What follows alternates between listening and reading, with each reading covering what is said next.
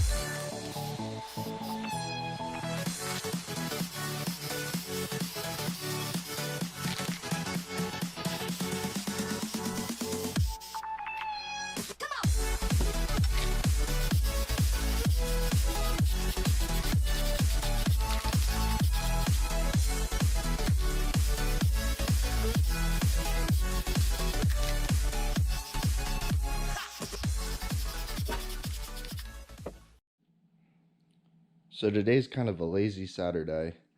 I plan on working out in the garage a little bit, get the engine cleaned up some more. But what I wanted to do is lay out all of the parts that I've purchased and basically everything that I'm going to be using to do this swap. I got my buddy Oakley helping me out today. So we'll just start over here. Got a rear main seal and a cover. I always figure if I'm going to be fixing up an engine, I'll replace the rear main. I got the front timing chain cover and miscellaneous water pump gaskets, valve cover gaskets, and the valve cover grommets. I have new knock sensors and the wiring harness. And over here we have our A-Team intake manifold and the 102 throttle body that came with it, as well as our TPS sensor and our idle valve that came with fuel rails and fuel rail crossover tube, all the hardware, some AN fittings.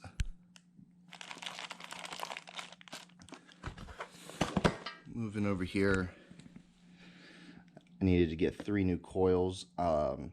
I will eventually switch over to MSD blaster coils, but for now, in the sake of getting the swap going and getting the engine running and in the car, I just went with some OEM coils, new iridium spark plugs, just some cheap spark plug wires that are insulated. We'll switch those over to some MSD wires. And next is our front belt drive assembly.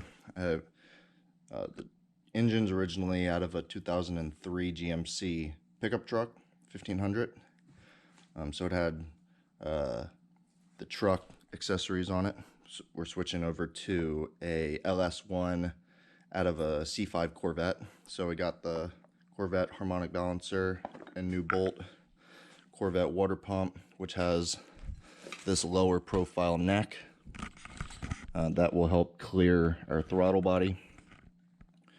New thermostat and housing, new belt, tensioner pulley, and I got this billet bracket set from ICT Billet.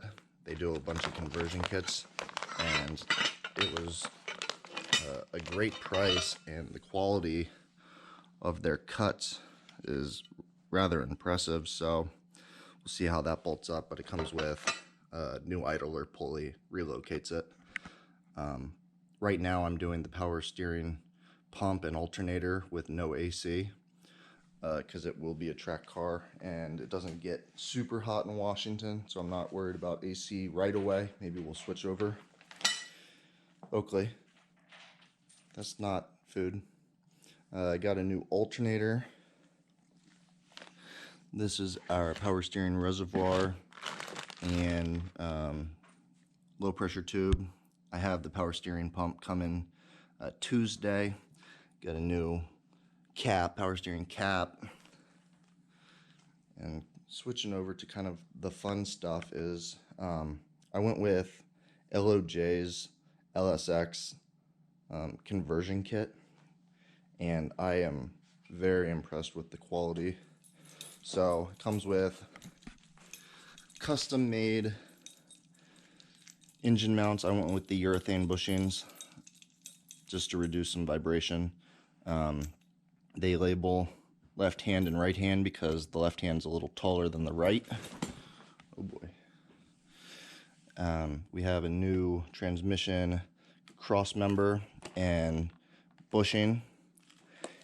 They have their new shortened shifter tower. The original Z shifter on the CD009 is significantly longer, and with this kit the transmission gets pushed back in the car, so you need to shorten the shifter to try to retain the stock location. So that's cool. We have a new oil pan gasket, some miscellaneous hardware. We have a custom-made oil pan that will fit the factory cross member. It's really slick, and it's baffled. They have their custom pickup tube. Goes something something like that.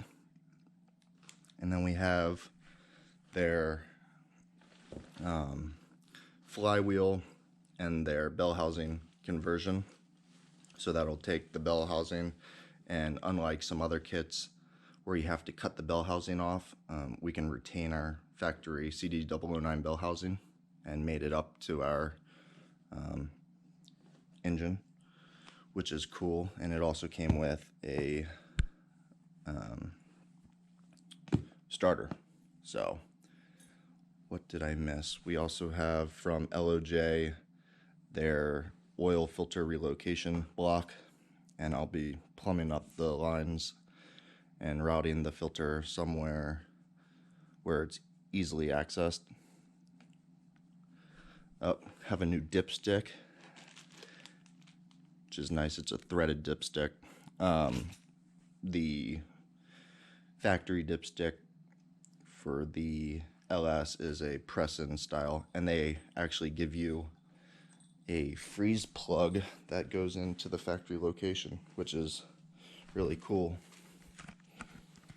Lastly, the brains of the operation, I went with the Holley Terminator X ECU, and it comes with a really nice wiring loom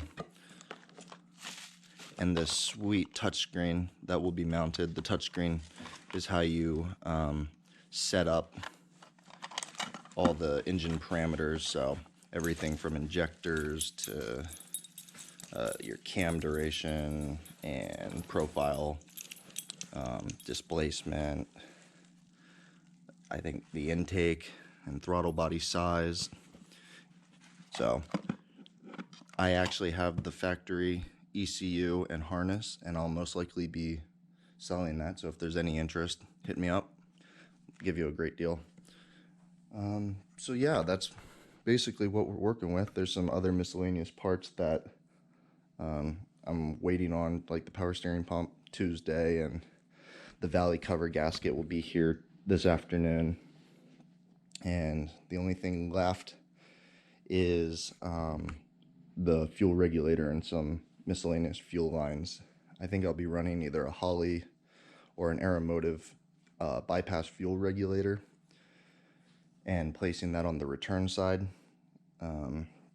That's the plan now, and I'm going to be retaining the factory fuel pump location with an upgraded fuel pump.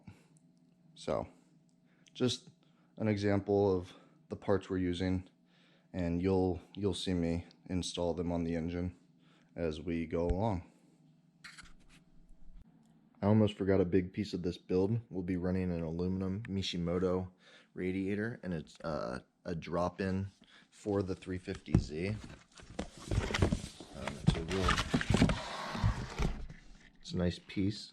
If you can see it, we'll also be running dual fans that are controlled by the Holley ECU. That's a wrap for today. If you like the video, leave it a thumbs up. And if you like what we're doing on the channel, hit that subscribe button so you can follow along as we drop this LS into my 350Z.